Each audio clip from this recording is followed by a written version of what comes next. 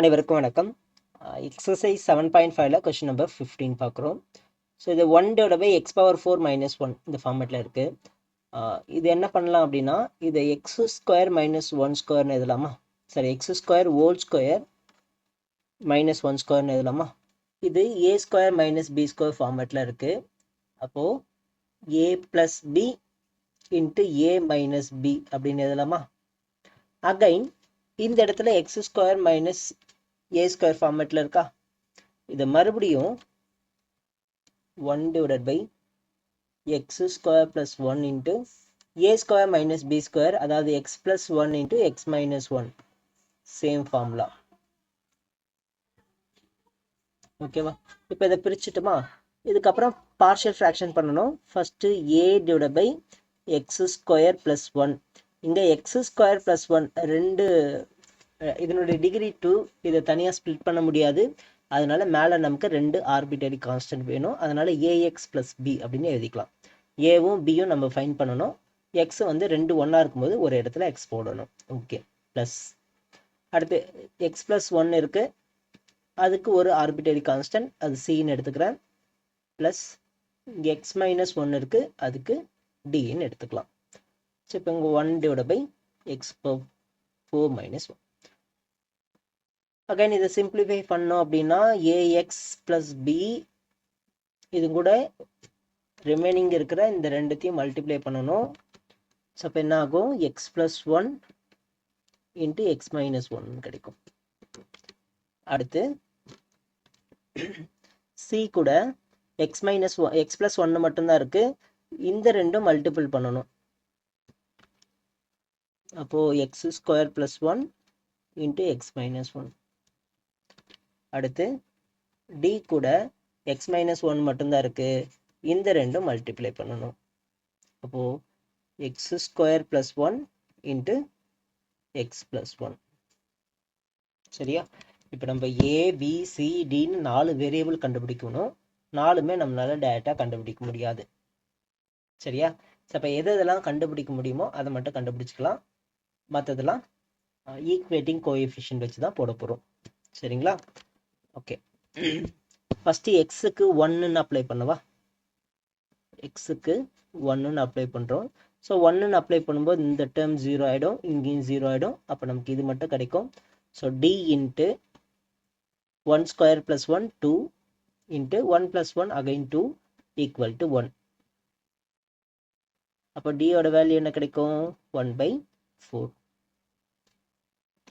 அடுத்து எக்ஸுக்கு -1ன்னு அப்ளை பண்ணலாமா? -1 அப்ளை பண்ணாலும் இந்த டேர்ம் 0 ஆகிடும், இந்த டேர்ம் 0 ஆகிடும். அப்போ நமக்கு c மட்டும் கிடைக்கும். c × -1 ஸ்கொயர் பண்ணும்போது +1 ஆகும். இப்போ +1 + 1 2 × -1 - 1 ஆட் பண்ணால் -2 = 1. So c × -4 = 1/4. 1, c யோட வேல்யூ -1/4. அடுத்து ஸோ வேறு எதுவும் கண்டுபிடிக்க முடியாது. நான் என்ன பண்ணுறேன், ஓகே இங்கே எக்ஸுக்கு 0 கொடுத்தோம்னா a கேன்சல் ஆகிடுமா? அப்போ எக்ஸுக்கு 0 அப்ளை பண்ணலாமா? a கேன்சல் ஆகிடும், b மட்டும் இருக்கும். b × 1 × -1 ப்ளஸ் சியில் 1 × -1, அகைன் -1 தான், அது நான் டேரெக்டாக மைனஸின்னு போட்டுக்குவா. இங்கேயும் வந்து 1 × 1 plus d = 1. -b - c plus d = 1. அப்போ b = d, இந்த b இந்த பக்கம் போச்சுன்னா ப்ளஸ் ஆகிடும், d இங்கே இருக்கும், d - c - 1. d யோட வேல்யூ 1/4 - c யோட value 1/4.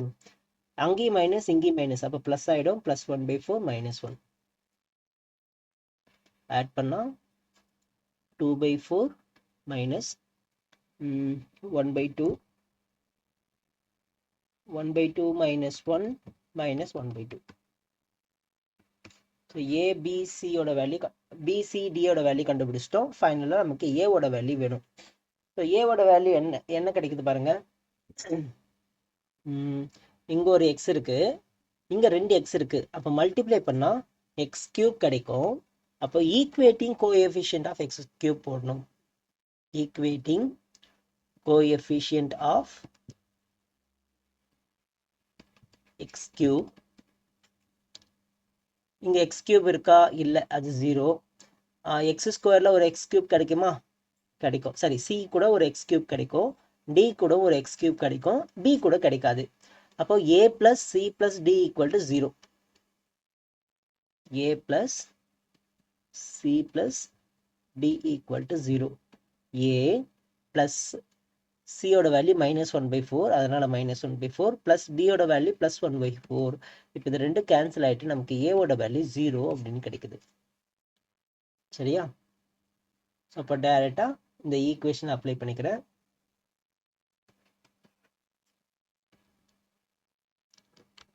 Integral 1/x⁴ - 1 equal to ax + b. ஏவோட வேல்யூ 0, அப்போ பியோட வேல்யூ மட்டும் அப்ளை பண்ணலாம். b வந்து -1/2வா? -1/2 whole divided by x² + 1. c ஓட value -1/4 plus divided by x plus 1, -1/4 divided by x plus 1 plus d ஓட value 1/4 divided by x minus 1 into dx.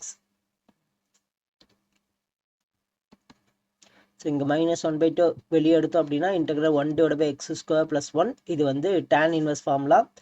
இந்த இடத்துல -1/4 வெளியே எடுத்தோம் அப்படின்னா இன்டெக்ரல் 1/x + 1. இது log ஃபார்முலா. இங்கே +1/4 வெளியே எடுத்தோம்னா அதே log ஃபார்முலா கிடைக்குது. ஸோ இப்போ டைரெக்டாக இன்டெகிரேட் பண்ணிக்கலாம். -1/2 tan inverse of x -1/4 log modulus of x plus 1 plus 1/4 log modulus of x minus 1 plus c. So இப்போ இங்கே லாக் ரெண்டுத்துலேயுமே வந்து 1/4 காமனாக இருக்குது. அதை வெளியே எடுத்தோம் அப்படின்னா லாக் ப்ளஸில் இருக்கிறது மேலே வரும், மைனஸில் இருக்கிறது கீழே வருமா? நான் டைரெக்டாக எழுதிக்கிறேன். Log modulus of x minus 1 இது மேலே போகும், இது கீழே வந்துடும். Divide by x plus 1 -1/2 tan inverse x plus c.